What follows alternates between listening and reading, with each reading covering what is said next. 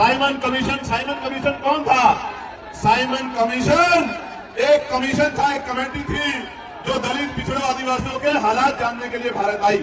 और जब Simon commission Bharat आया और वो यहाँ से रिपोर्ट बनाकर लेके गया, उस रिपोर्ट के आधार पे गोलमेज कॉन्फ्रेंस हुई और 3 बार गोलमेज कॉन्फ्रेंस में बाबा साहब अम्बेडकर आपको अधिकार दिलाने के लिए लड़ते रहे। और बाबा साहब अम्बेडकर की सिफारिशों के कारण इस देश में कमजोर वर्गों को भी वोट का अधिकार मिला।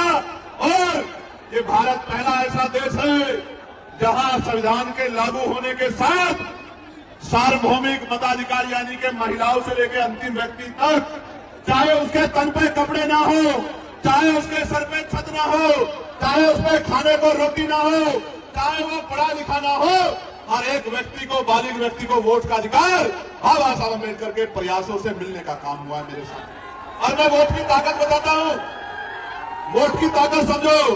अगर ये वोट का अधिकार नहीं होता तो ये जो बड़े बड़े कुर्ते वाले, बड़ी बड़ी गाड़ियों वाले, बड़े बड़े धन्ना सेठ आपकी गलियों में आते हैं चुनाव के समय, आपके पैर पकड़ते हैं, आपके पैर छूते हैं, आपके घर का खाना खाते हैं, आपसे भाईचारा निभाते हैं, आपके घर में कुर्सियों पर बैठ के कहते हैं कि माँ मेरे सिर पे हाथ रख दो, चाची, भाभी, बुआ, ताई, दादी मेरे सर पे हाथ रख दो।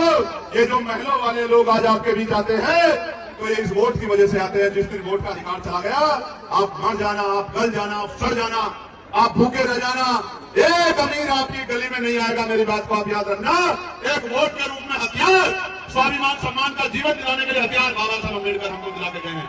इसलिए बाबा साहब ने किसी की जमीन नहीं छीनी, बाबा साहब ने किसी का घर नहीं छीना, बाबा साहब ने किसी के रुपए